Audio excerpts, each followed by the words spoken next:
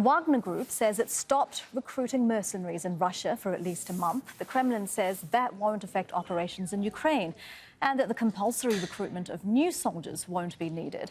Wagner leader Yevgeny Prigozhin agreed to a deal to move to Belarus after launching a mutiny against Russia's military leaders last month. Well, for more on this, let's speak with Yulia Shapovalova. She's in Moscow for us, and the Wagner Group announcing they're suspending the recruitment.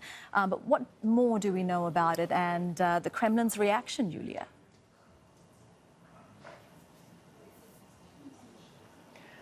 Indeed, the announcement that Wagner suspends the recruitment of mercenaries for a month recently appeared in the company's Telegram channel, in the job advertisement section in particular. According to the announcement, the reason to stop recruiting was due to Wagner's temporary non-participation in the special military operation in Ukraine, as they put it, and its current transfer to the Republic of Belarus. Therefore, they wrote that they were temporarily suspending the work of regional recruitment centers for a period of 1 month. But of course, we'll have to wait and see how it's going to play out.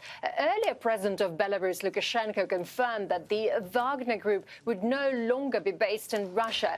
In some Russian cities, posters with calls to join the Wagner Group were replaced with other posters with an invitation to sign a contract and serve in the regular Russian army.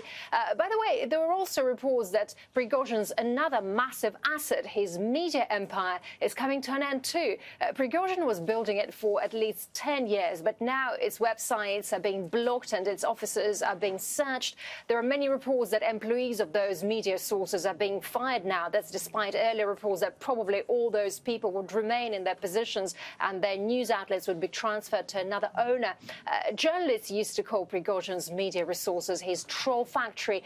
Its employees used to write comments in support of the authorities, criticize the opposition and promote the so-called patriotic views. Also interesting that in February 2018, the U.S. Department of Justice accused Prigozhin of interfering in the 2016 U.S. presidential election. And after that, the state imposed personal sanctions against Prigozhin. So what the future holds for Prigozhin, his Wagner Group and his media empire, including the troll factory, we're waiting for updates to answer those questions. All right, Yulia. Meanwhile, Russia's security agency, the FSB, has said that it's prevented an assassination attempt of the Russian appointed head of Crimea.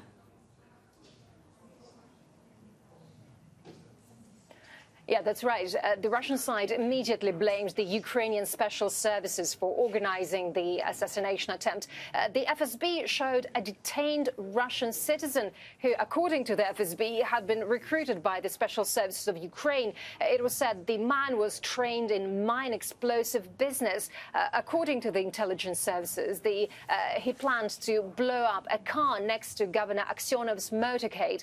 Aksionov thanked the FSB for preventing the attempt, saying that the only way to completely eliminate the terrorist threat from Kiev was to fulfill the goals of Russia's special military operation in Ukraine, while the Kremlin spokesman said that the head of Crimea was a fighter and an assassination attempt could not intimidate him. That's the Russian take on the events. All right, Yulia, thank you for that. That is Yulia Shapovalova joining us from Moscow.